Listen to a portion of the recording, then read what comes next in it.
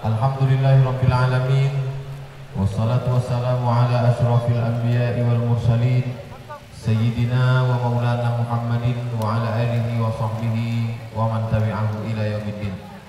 Yang sama-sama kita hormati Bapak Haji Sahrial Abdi, PJS Bupati Kabupaten Bengkalis beserta rombongan, Bapak Kapolres Bengkalis, Bapak Jenderal Manajer Pertamina, para tamu, para hadirin hadirat, bil khusus Mudir Direktur Pondok Pesantren Al-Qusairiyah, Darul Khair Al-Qusairiyah, hadirin hadirat muslimin muslimat yang beserta di gelar yang kita disebut nama, insyaallah kita semua dimuliakan Allah Subhanahu wa taala. Amin ya rabbal alamin.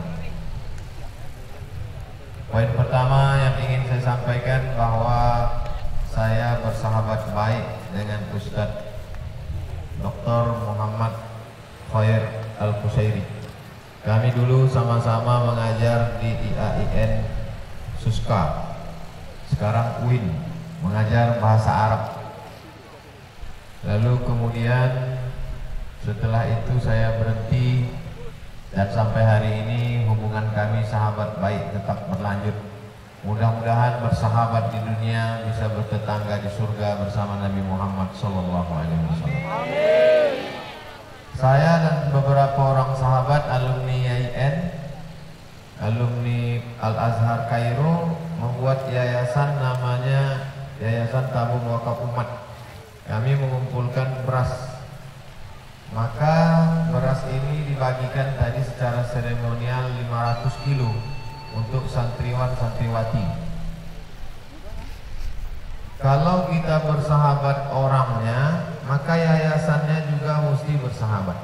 Kalau bersahabat orangnya, lembaganya juga insya Allah bersahabat. Dan hari ini yang bertemu ini bukan hanya persahabatan orang, tapi juga persahabatan lembaga, yayasan, institusi. Ada lembaga namanya Pemda, ada lembaga namanya Basnas, ada lembaga namanya kepolisian. Karena orang-orangnya bersahabat, berhubungan dengan baik, maka lembaganya pun juga ikut. Karena lembaga itu seperti kendaraan mobil, ada supirnya, seperti pesawat ada pilotnya. Jadi silaturahim dimaknai bukan hanya silaturahim orang, tapi juga silaturahim lembaga dan yayasan. Maka betul kata Nabi, man ahabba ayyubsatalahu fi rizqihi, siapa yang mau dilapangkan rezekinya, wa yunsa'alahu fi asarihi, dipanjangkan umurnya, falyasil rahimahu, hendaklah dia rajin-rajin menyambung tali silaturahim. Bapak Ibu yang ada di Sungai Pakning, ini yang datang bersilaturahim kemari ini bukan orang-orang dekat. Pak Kapolres dari Duri, lalu kemudian Pak Bupati menyeberang laut datang kemari, lalu kemudian kami pula dari Rokan Hulu ke Dumai baru sampai kemari, besok baru pulang ke Pekanbaru. Dan tadi saya lihat ada 3 bis dari Pekanbaru. Ternyata ada 3 bis jamaah dari Pekanbaru datang kemari, semuanya untuk datang bersilaturahim. Padahal ini musim Covid, musim wabah. Kita tetap ikut protokol kesehatan, tetap menjaga jarak, cuci tangan, pakai masker, hand sanitizer dan lain sebagainya. Insya Allah kalau kita rajin-rajin bersilaturahim, Allah segera mengangkat wabah Covid ini dari negeri kita, insya Allah.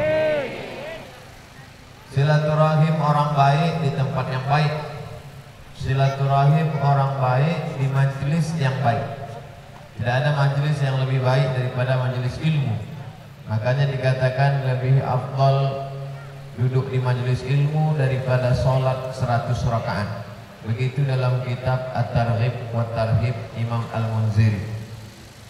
Maka di masa akan datang ini merupakan terus kita laksanakan silaturahim ini, silaturahim orang, silaturahim yayasan, silaturahim golongan.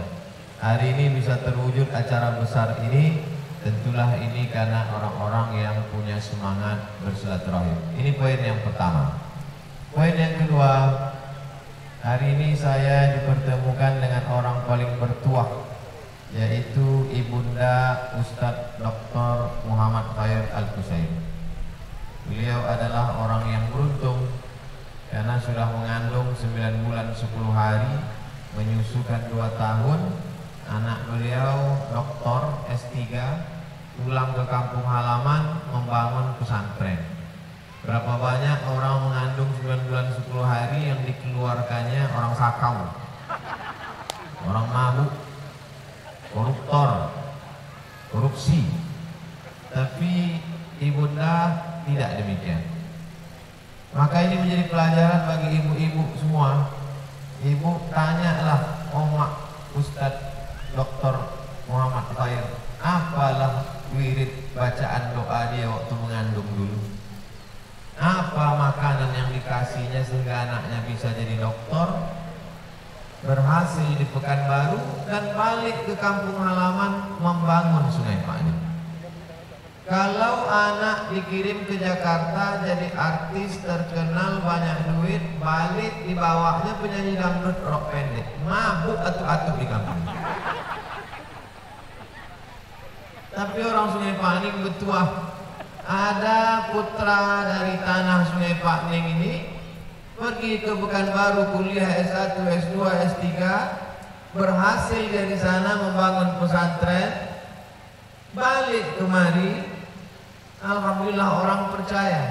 1,1 hektar tanah bulat-bulat dikasihkan ke Ustadz Khair. Itu kan menunjukkan orang percaya. Saya sampai hari ini belum ada orang kasih tanah ke saya. Karena mungkin asal ditengoknya muka saya takut dia tanahku saya jual. Mengasih tanah, mengasih semen, jauh-jauh ibu-ibu dari Pekanbaru, komunitas Umi Aisyah namanya, mengasih 300 sak semen. Itu baru Umi Aisyah, belum Umi Khadijah lagi, belum lagi umi-umi yang lain. Ini video ini nanti akan kita share. Wahai masyarakat dimanapun berada, saya Ustaz Abdul Somad sedang berdiri di tanah wakaf 1,1 hektar di Sungai Paknim, 4 jam dari kota Pekanbaru. Bagi yang mau mewakafkan semen, mewakafkan batu, membangunkan masjid, datanglah ke Sungai Paknim. Kalian yang kaya-kaya, rumah besar kalian bangun, tinggal. Mobil mewah cantik kalian beli, tinggal. Tapi kalau kalian wakafkan di sini untuk pondok pesantren, mati kalian mengalir ke kubur kalian. Kirim ke nomor rekening berikut ini. Sudah aku sampaikan. Tak juga mereka mau mengirim, matilah kalian. Saudara yang dimuliakan Allah Subhanahu wa taala. Jadi oma-oma yang bertuah adalah melahirkan anak-anak penerus perjuangan Nabi Muhammad sallallahu alaihi wasallam. Bagi yang anaknya sedang kecil, berdoa supaya anaknya mengikut jejak Dr. Muhammad Khair Qusairi, supaya anak-anak Sungai Paknim jadi dokter semuanya, baik dokter bahasa Arab, dokter tafsir, dokter hadis, maupun dokter penyakit di puskesmas, karena semuanya bermanfaat insya Allah. Ini poin yang kedua. Poin yang ketiga yang ingin saya sampaikan adalah, kalau anak disekolahkan ke pesantren, sejauh manapun dia terbang, dia akan balik juga ke pesantren. Tak semua tamat pesantren jadi ustadz, tak semua tamat pesantren jadi buya. Ada tamat pesantren jadi bupati.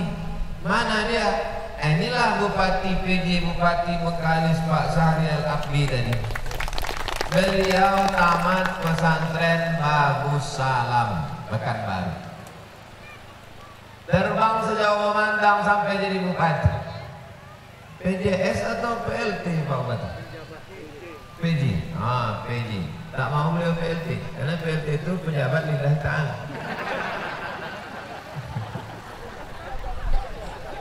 Beliau jadi bupati Bengkalis. Datang dia peletakan batu pertama pesantren. Kenapa? Karena dalam hati alumni pesantren pasti ada rindu pada pondok pesantren.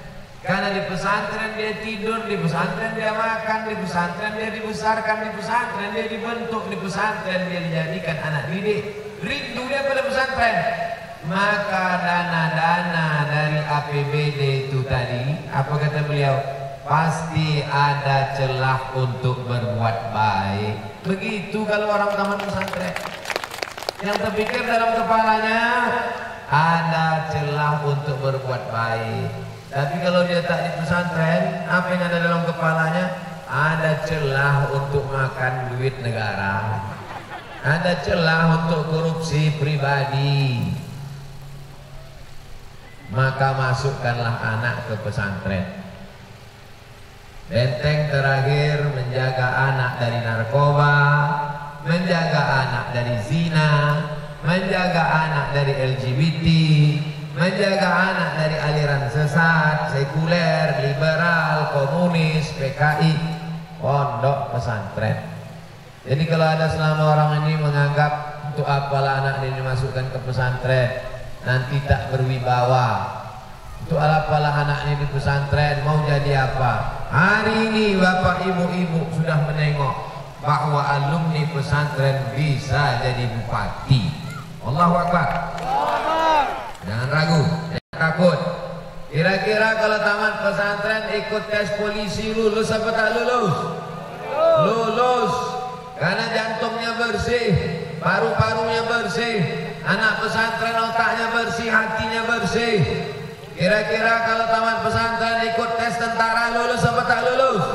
Lulus. Karena badannya sehat, lari-lari, melompat-lompat, berjalan dan lain sebagainya. Otaknya cerdas karena menghafal Al-Quran, hatinya bersih karena dididik dengan akhlak doa-doa Tuan Guru. Poin yang ketiga, balikkan anak-anak kita ke pendidikan asal di Indonesia adalah pesantren. Yang penting 6 tahun itu aja dia di pesantren. Sesudah 6 tahun, sanawiyah 3 tahun, aliyah 3 tahun, kuliahnya terserah. Kalau dia hobi bercocok tanam, masukkan ke IPB, Institut Pertanian Bandung, Institut Pertanian Bogor. Kalau dia mau jadi dokter, masukkan ke Universitas Islam Indonesia Yogyakarta. Ada beasiswa full dokter gratis kalau dia hafal Quran. Dia mau sekolah agama, aku ingin sekolah agama, mak, kirim dia ke Mesir. Tapi kalau dia tak tertarik sekolah agama, jangan kirim ke Mesir. Banyak orang tua anak ini tak suka sekolah agama, dikirim juga ke Mesir, balik jadi Fir'aun.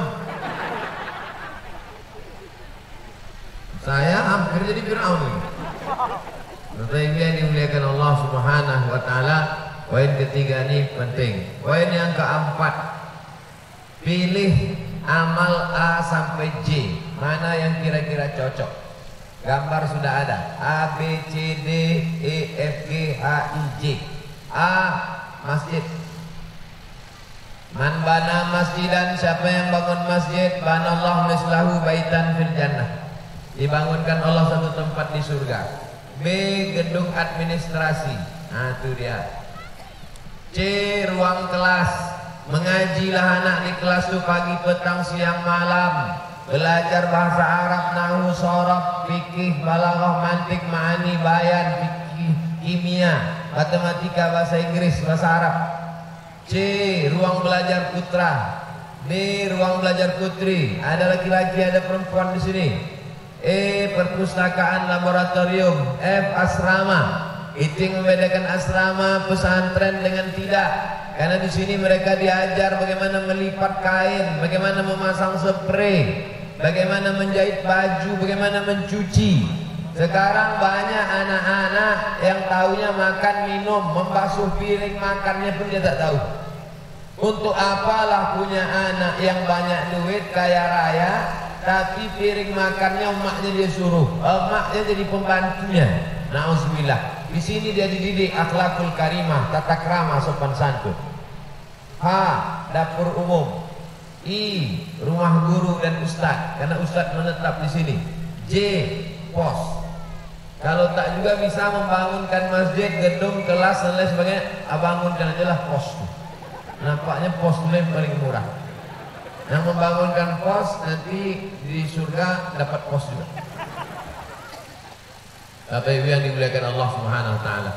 Ustaz Somad nih mengajak orang aja membangun pesantren, mengajak orang aja menyumbang, tapi dia sendiri tak menyumbang. Saya menyumbang 100 sak semen. Cuma tadi saya tak tahu bahkan bahwa ada acara penyerahan. Kok tahu tentu minta buatkan saya dari Baleho 100 sak. Ini tutup lah sini ya. 100 sak semen. Berapa 100 sak semen di Sungai Pani?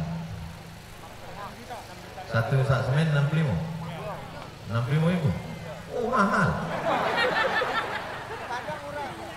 65.000 kali 100 6,5 juta. Upah juga. Tapi 100 sak semen yang awak wakafkan untuk pesantren ini, itulah yang awak bawa mati. Dibangunlah rumah sampai 3 lantai, kamar mandinya keramik dari Spanyol, mati awak. Habis rumah itu dipakai bini awak dengan laki bronis.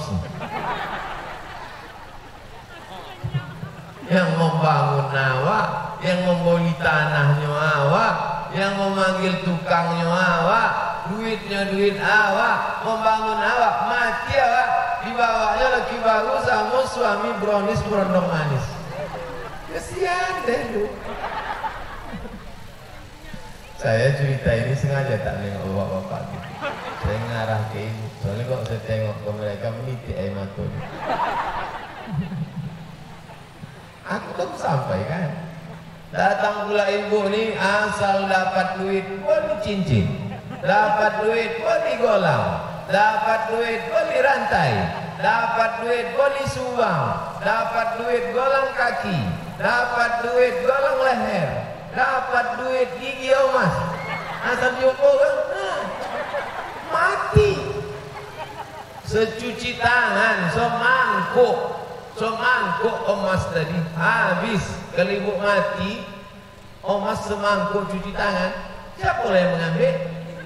Tuh. Udah siap mereka ngambil dah. Jadi kalau ada duit, abolilah ke semen. Datang ke Ustaz. Aku dah sampaikan dah. Kalau kalian mati jangan ngasal lagi. Jangan salahkan aku. Orang-orang yang sudah mati itu, orang yang sudah mati masuk yang lahat itu, kira-kira mereka itu mau hidup lagi tak? Nampaknya di dalam motor tuh marah. Gue isi motor tuh. Entah jantan dan gimana. Orang mati itu Bapak Ibu masuk di liang lahat, ditanya Allah Ta'ala, mau kau hidup lagi orang mati? Kata orang mati itu, laula akhartani ila ajalin qarib, hidupkanlah aku lagi ya Allah. Rupanya orang mati itu mau hidup lah. Kalau kau hidup lagi kau mau apa? Kata Allah, fa'asaddaqa, aku hendak bersedekah. Orang yang sudah mati itu kalau disuruh hidup lagi dia mau bersodakoh. Jadi yang sudah bersodakoh alhamdulillah. Yang belum bawa duit bisa dikirim melalui nomor transfer banking Bank Riau Kepri Syariah cabang Syariah ke nomor 0810313412. Inilah ceramah yang paling lengkap, semuanya disebutkan. Nomor rekeningnya sebutkan, tempatnya sebutkan, alamatnya sebutkan, balasan pahalanya sebutkan. Kalau tak mau bersedekah duit itu lari kemana, siapa mengambil pun ku sebutkan. Lengkap rasanya sudah. Itu poin yang ke berapa tadi? Keempat. Sekarang poin yang kelima. Poin yang kelima, bahwa kaderisasi ulama. Nah, ini poin yang kelima. Kalau pejabat, insya Allah ada pengganti. Bupati-bupati yang mau ikut pilkada maka dia mesti cuti. Ada pengganti. General manager perusahaan kalau mati, sakit, demam, karantina, covid, pening kepala, demam puyuh, ada pengganti. Tapi kalau ulama meninggal ada penggantinya. Siapalah yang akan menggantikan Dr. Muhammad Khair Qusairi kalau meninggal dunia? Itulah maka disiapkannya ganti, kaderisasi ulama. Maka dengan membuat ini Nabi Muhammad SAW tidak meninggalkan harta warisan, tapi ada satu warisannya, yaitu al-ulama warasatul anbiya. Ulama adalah pewaris para nabi. Mudah-mudahan anak cucu orang Sungai Pakning banyak yang jadi alim ulama. Riau ini bumi Lancang Kuning, bumi kerajaan Siak. Kalau sudah disebut Siak itu ulama. Di Sumatera Barat kalau udah mau berdoa pasti cari mereka orang Siak. 5 orang Siak, 5 orang Siak. Cobalah Bapak Ibu pergi ke Sumbar. Pas sudah mau baca doa di rumah, 5 orang Siak, 5 orang Siak. Aku pertama kali, aku orang awak aku mencari orang Siak. Orang Siak di Siak lah. Pokoknya maksudnya orang Siak itu ulama. Di Kuala Lumpur pun begitu. Saya diundang ceramah di Kuala Lumpur. Pas mau masuk waktu sholat, datang orang Siak mana? Di mana orang Siak? Apa maksud Pak Cik menjadi orang Siak? Orang Siak yang nanti memimpin sholat. Rupanya yang dimaksud orang Siak adalah pemuka agama Islam. Dulu orang Melayu kalau membuka hutan, menyemah hutan, itu mesti ditanam kepala kambing ke dalam. Karena kalau tak ditanam kepala kambing, hantu jembalang tanah mengamuk.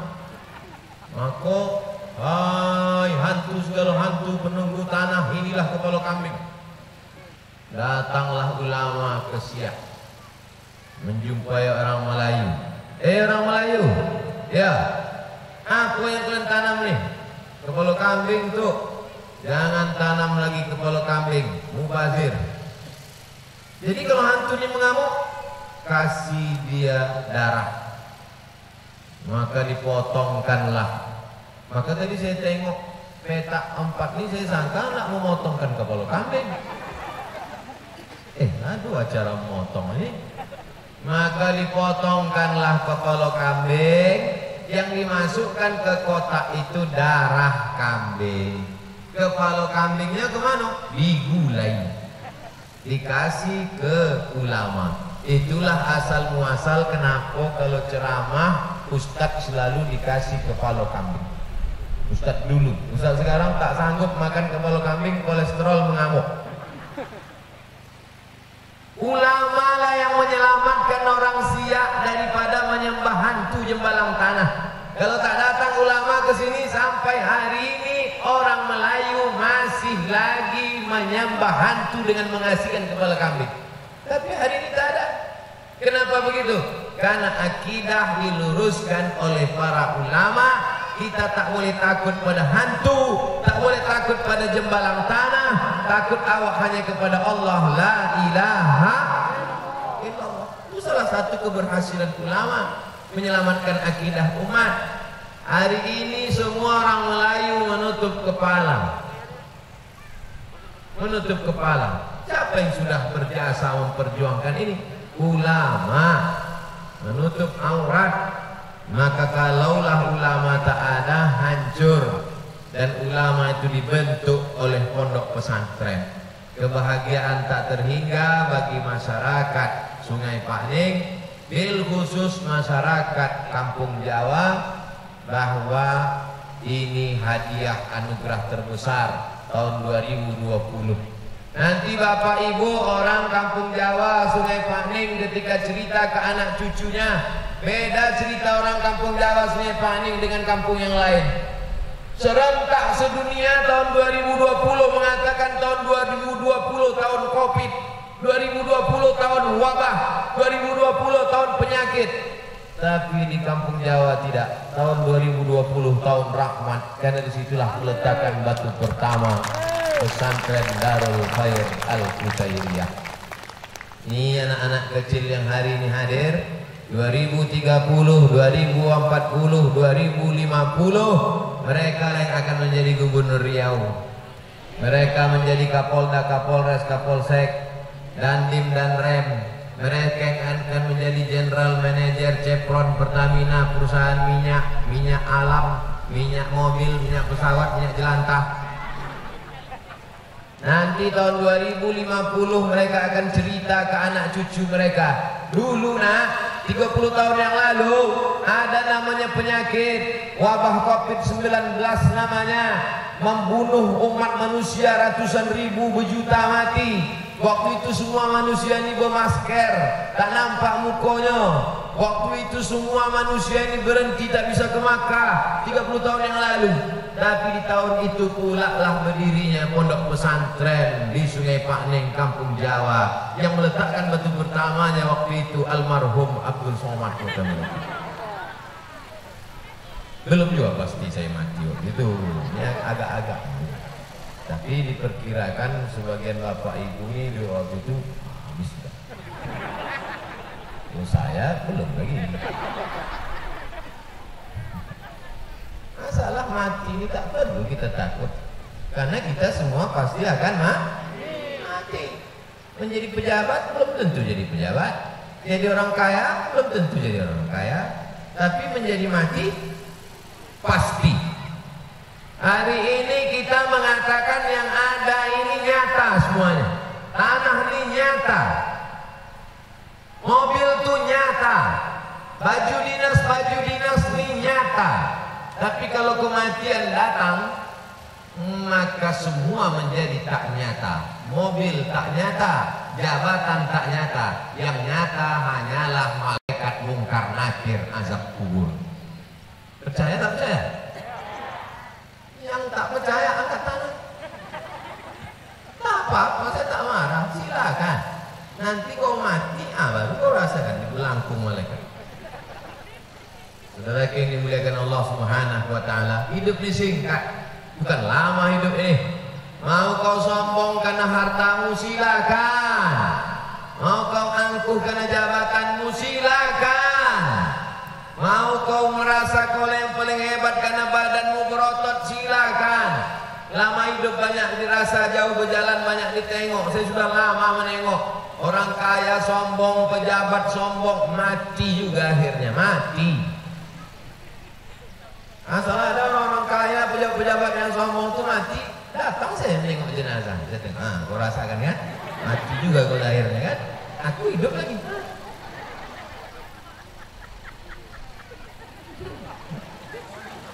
Apa yang dimuliakan Allah Subhanahu wa taala.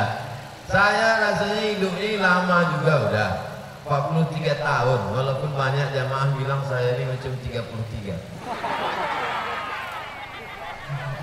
Apalagi sesudah pakai tanjak sama kain songket Bengkalis ini. Padahal tadi waktu saya tegak duduk di situ, saya tengok Pak Bupati dengan Ustaz Khair waktu kata sambutan, dalam hati saya, menengok panas ini mau 15 menit aja. Tapi pas sudah sampai di sini, tak terasa pula panas. Hebat memang doa-doa jamaah. Memang tak panas, tapi keringat basah. Sudah 40 menit saya berdiri dah. Tak mungkin jam-jam itu.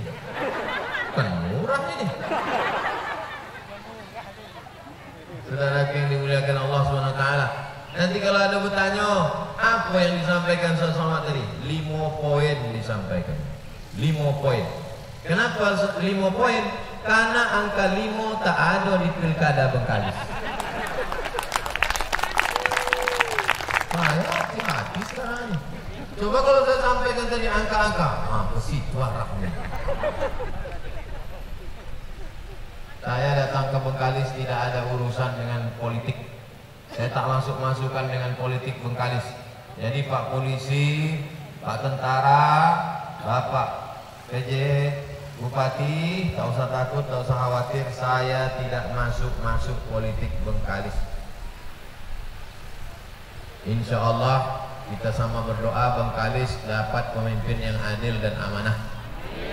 Siapapun bupatinya, insya Allah nanti setelah dia duduk jadi bupati, pertama yang perlu dia lakukan datang kemari membangun kelas-kelas pesantren. Kasih nomor teleponnya biar saya telepon. Assalamualaikum Pak Bupati, selamat bangun kelas tuh Pak. Nanti Bapak mati sebelum bangun. Oh, kita mati aja nih. Bapak Ibu yang dimuliakan Allah Subhanahu wa taala, mudah-mudahan 5 poin ini bisa kita jadikan bekal bagi yang punya anak, bagi emak-emak, bagi pejabat, bagi orang kaya. Apa yang kita lakukan hari ini tak lain tak bukan mencari ridha Allah Subhanahu wa ta'ala. Ala hadhihi niyyah wa kulli niyatin salihah. Al-Fatihah. A'udzu billahi minasy syaithanir rajim. Bismillahirrahmanirrahim. Alhamdulillahi rabbil alamin. Ar-Rahmanir Rahim. Maliki yaumiddin. Iyyaka na'budu wa iyyaka nasta'in. Ihdinas siratal mustaqim. Siratal ladzina an'amta 'alaihim ghairil maghdubi 'alaihim waladdallin. Amin. Allahumma anzilir rahmata wassalamata wal barakata 'ala hadhil jamaah. Turunkan keselamatan, kerahmatan, keberkahan kepada seluruh jamaah yang hadir di pesantren Darul Khair Al-Busyairiyah ini ya Allah. Saudara kami yang sudah berwakaf, berinfak, bersedekah, berilah ganti keberkahan rezeki ya Allah. Allahumma rzuqna rizqan halalan thayyiban mubarakan fih. Berikan kami rezeki yang halal supaya kami bisa berwakaf, berinfak dan bersedekah menolong agamamu ya Allah. Rabbana hab lana minas shalihin, jadikan anak kami anak-anak yang saleh dan salihah. Allahumma ja'al hadzal balada baladan amina. Jadikan negara Kesatuan Republik Indonesia negeri yang aman, damai, terbuka pintu rezeki, bil khusus Kabupaten Bengkalis, bil khusus Kampung Jawa Sungai Pakning ini ya Allah. Allahumma dafa'ana al-ghala wal waba wal fahsya wal riba wal zina. Selamatkan negeri kami dari malapetaka, bencana, riba, zina, narkoba, perbuatan keji dan mungkar. Allahumma inna nas'aluka salamatan fid din. Selamatkan agama kami. Wa afiatan fil jasad. Sehatkan badan kami. Wa ziyadatan fil ilmi. Tambahkan ilmu kami. Wa barakatan fil rizki. Barakahi rizki kami. Wa taubatan qablal maut. Beri kami taubat sebelum mati. Wa rahmatan indal maut. Berikan kami rahmat ketika mati. Wa maghfiratan ba'dal maut. Berikan kami ampunan sesudah mati. Allahumma hawwin alaina fi sakaratil maut. Ringankan kami waktu sakaratul maut. Wan najata minan nar. Selamatkan dari api neraka. Wal afwa indal hisab. Maafkan kami ketika segala amal kami dihisab. Kami ingin anak-anak kami mendoakan kami di tengah malam, bangun dia bertahajud berdoa, Rabbi filli wa liwalidayya warhamhuma kama rabbayani shaghira. Rabbana atina fid dunya hasanah wa fil akhirati hasanah wa qina adzabannar. Wa sallallahu ala sayyidina Muhammad wa ala alihi wa sahbihi wa sallam. Walhamdulillahi rabbil alamin. Taqabbalallahu minkum minna wa minkum taqabbal ya karim. Terima kasih segala perhatian. Mohon maaf segala kesilapan. Wassalamualaikum warahmatullahi wabarakatuh.